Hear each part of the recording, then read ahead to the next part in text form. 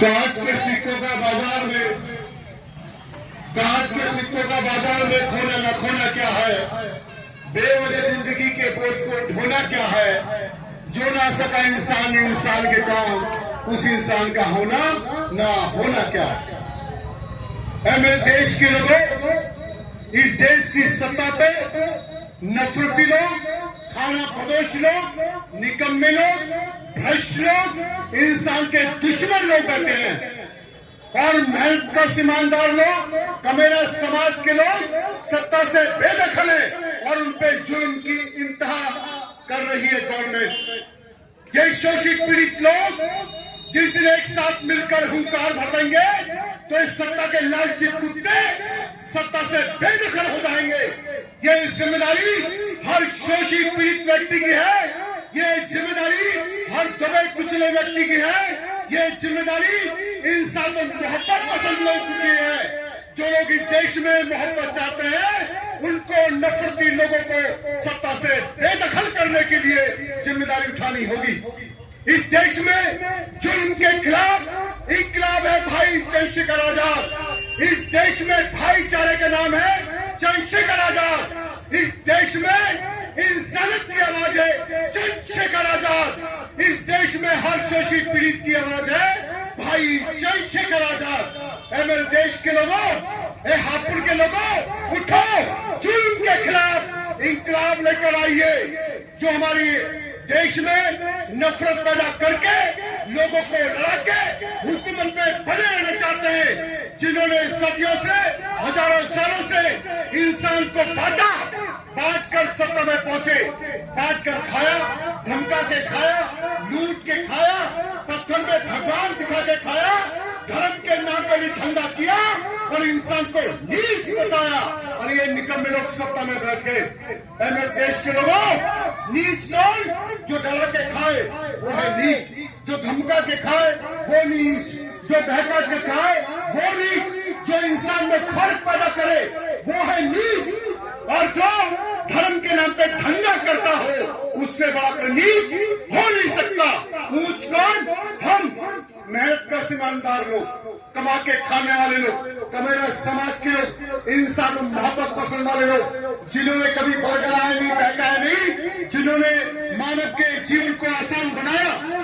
ये मकान शोषित पीड़ित गरीब लोग बनाते हैं, ईंट गरीब लोग बनाते हैं, ये रास्ते गरीब लोग बनाते हैं, ये नाली गरीब लोग बनाते, ये सफाई गरीब लोग करते। अगर ये काम चलने लगाए, अगर ठेली में काम न करे तो गरीब आदमी को खाना नहीं मिलेगा। और जो रोड पे सब्जी बेचते हैं वो सस्ती सब्जी बेचते हैं, इसलिए गरीब को सब्जी खाने को मिल जाती है। अगर एक गरीब आदमी कपड़ा सिलता है, गरीब आदमी, और कपड़ा बनाते है गरीब आदमी, भगत की कालीन बनाते है गरीब आदमी, अलीगढ़ के ताले बनाते है गरीब आदमी, मुरादाबाद की चूड़ियां, मुरादाबाद के बर्तन बनाते हैं गरीब आदमी, और फिरोजाबाद की चूड़ियां बनाते हैं गरीब आदमी, कानपुर के आगे के और जूते बनाते हैं गरीब आदमी। गरीब आदमी जमीन का सीना चीर कर अन्न पैदा करता है। जब इन गरीबों को, सत्ता के लालची कुत्तों को जब खाना मिलता है, अगर गरीब काम न करे, ईंट न बनाए, मकान न बनाए तो महलों में नहीं रह पाएंगे। गरीब आदमी खेती न करे, अन्न न उगाए तो इनको खाना नसीब नहीं होगा। और वही लोग जो इंसान को डरा के, धमका के, लूट के, बात के खाते हैं, वो इंसान को जाति में, धर्म में बांटते हैं। ऐसे नीच लोग इस देश की सत्ता में रहते हैं। मेरे देश के लोगों, भाई चंद्रशेखर आजाद को मजबूत कीजिए, भाई चंद्रशेखर आजाद को इस देश का हुक्मरान बनाइए और फिर देखिए कैसे देश बदलता है। चुटकी में नरेंद्र मोदी ने बिना विधेयक लाए, बिना कानून पास करे, बिना कैबिनेट की सलाह लिए एक फरमान जारी कर दिया रात को 12 बजे के बाद कि नोट बंद तो नोट बंद। ये है सत्ता। मरे हुए आदमी को सत्ता जिंदा नहीं कर सकती, बाकी हर वो काम हो सकता है जिसे कर सकते हैं। मेरे देश के लोगों, आप अपनी गलियां देखिए। मैं गया हूं हापुड़ के मोहल्लों में, मैंने देखा है जहां पे गरीब समाज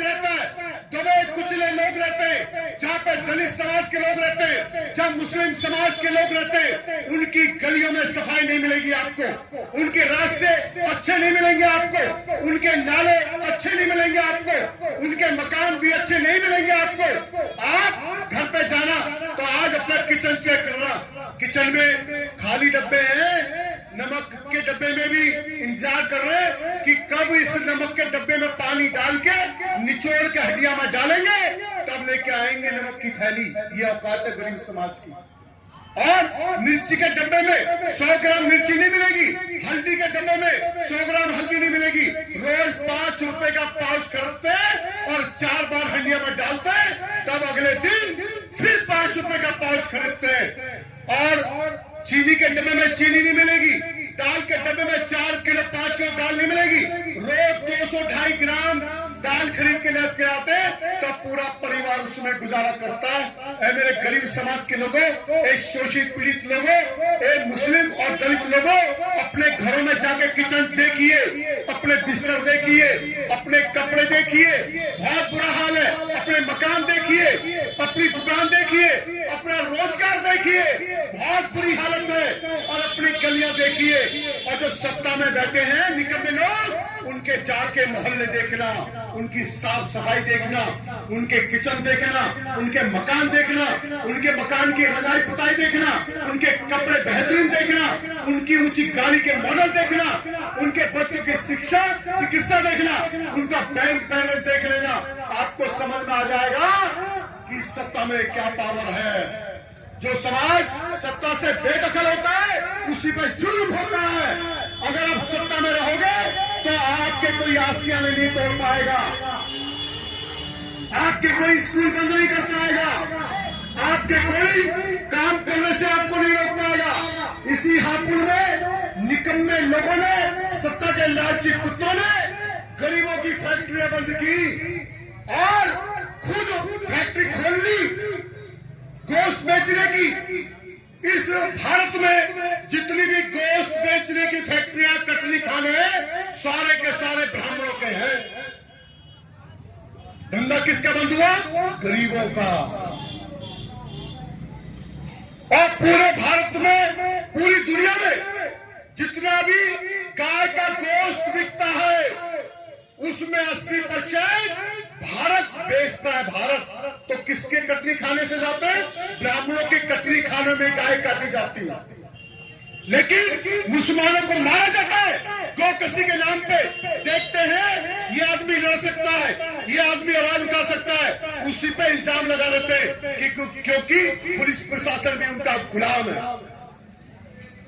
कितनी सारी घटनाएं घटी। तो गरीब के कलस्तर में आटा नहीं रहना चाहिए, इसका रोजगार रहेगा तो आटा भी रहेगा।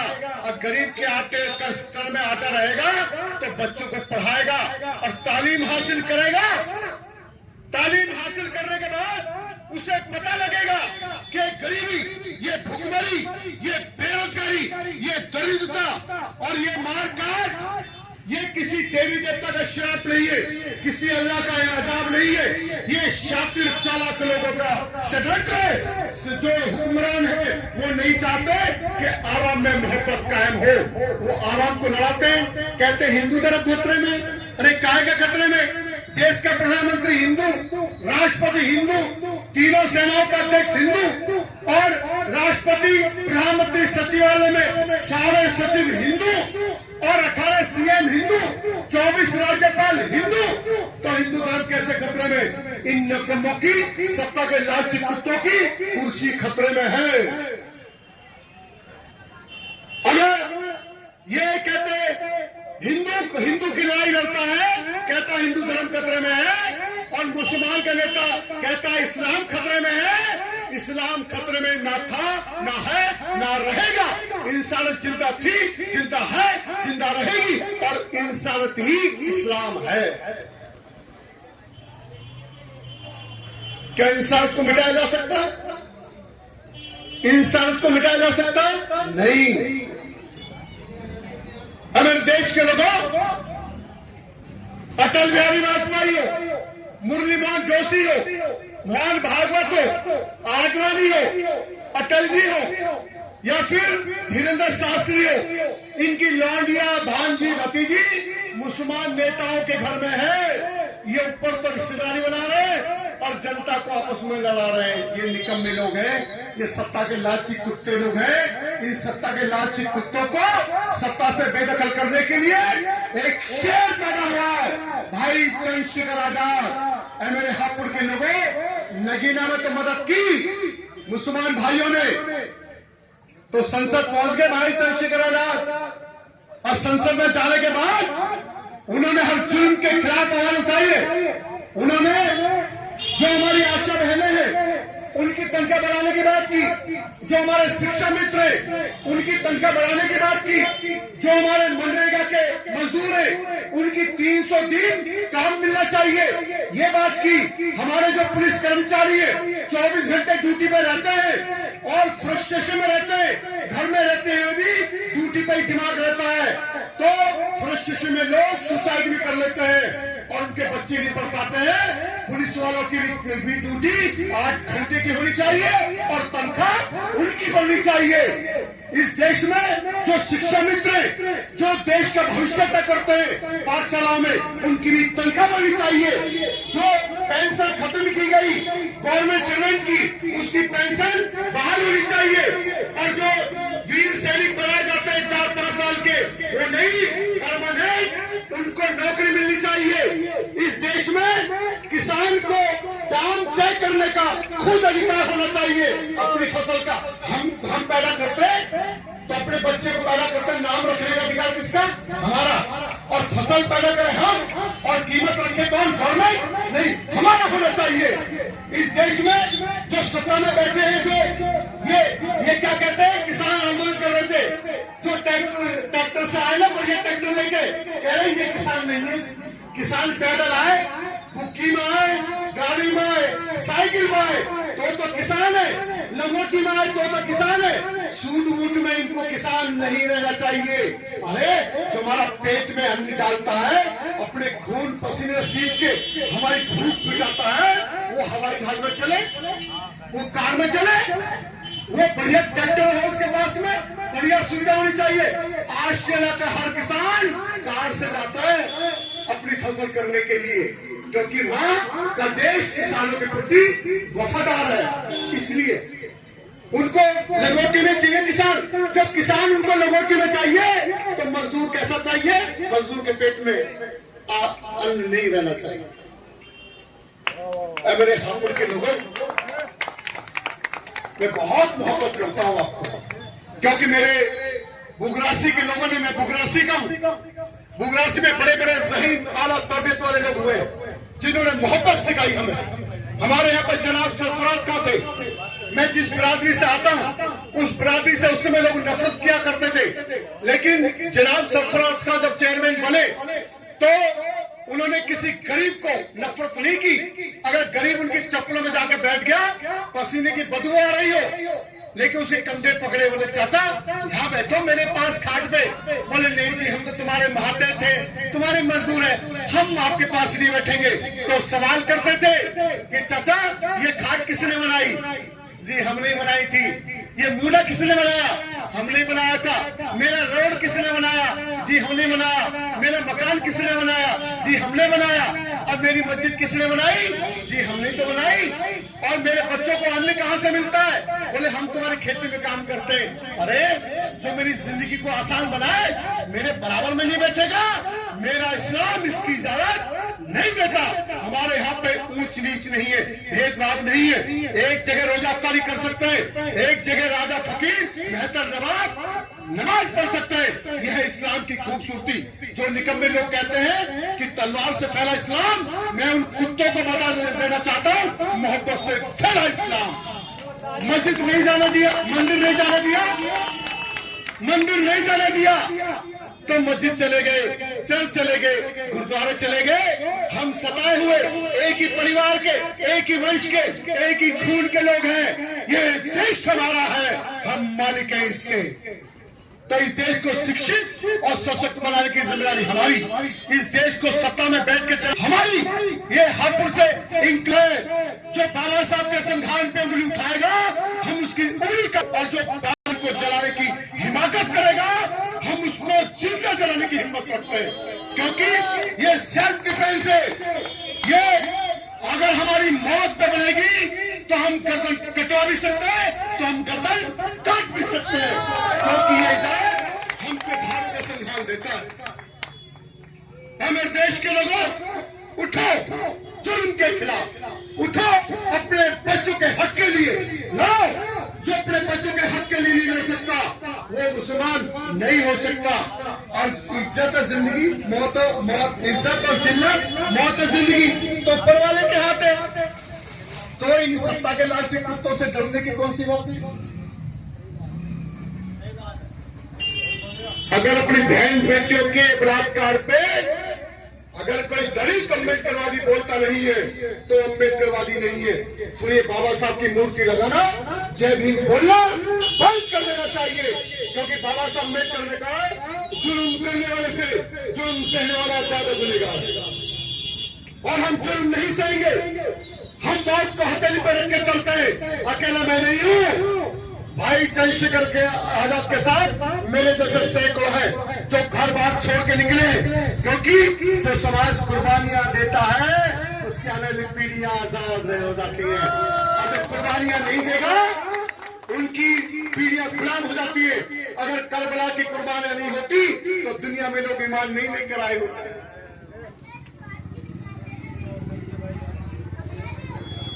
अगर देश के लोगों, बहुत सारे नेता आएंगे आपके पास में,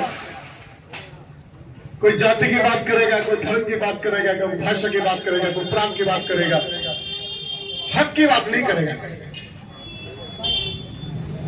हक की बात भाई चंद्रशेखर आजाद कर रहे हैं। मस्जिद में क्या करा से थे? जामा मस्जिद में मंदिर भाई ने गिरफ्तारी दी, तिहाड़ जेल काटी 16 दिन। सीएनआरसी के मुद्दे पर इस देश के अल्पसंख्यक लोगों को उनको डिटेन करना चाहते थे, उनको बेदखल करना चाहते थे उनके वोट के अधिकार से। तो किसने कौन गया आंदोलन में? भाई चंद्रशेखर आजाद। और जो हमारे आजम था, जब सियासत कर रहे थे किसी को कोई तकलीफ नहीं थी, लेकिन जब अपने गरीब मुसलमानों को पढ़ाने की बात की, उनको तालीम देने की बात की और सस्ते में उनको डिग्रियां देने की बात की, तो सत्ता के लालची कुत्तों ने क्या कहा? लुटिया चोर है, टोटी चोर है, भैंस चोर है। तालीम देने वाले को ताज पहनाना चाहिए। वो देश के गरीब मुसलमानों को तालीम देना चाहता है और गरीब पड़ जाएगा तो देश आगे नहीं बढ़ेगा। तो उनको उसमें कौन नजर आया? चोर नजर आया। हमारे नेता की जुबान खुली अखिलेश भाई की नहीं, कौन बोला? भाई चंद्रशेखर आजाद। बिल्कुल जी। जेल में भी कौन गए? भाई चंद्रशेखर आजाद। उनके घर पे भी कौन गए? भाई चंद्रशेखर आजाद।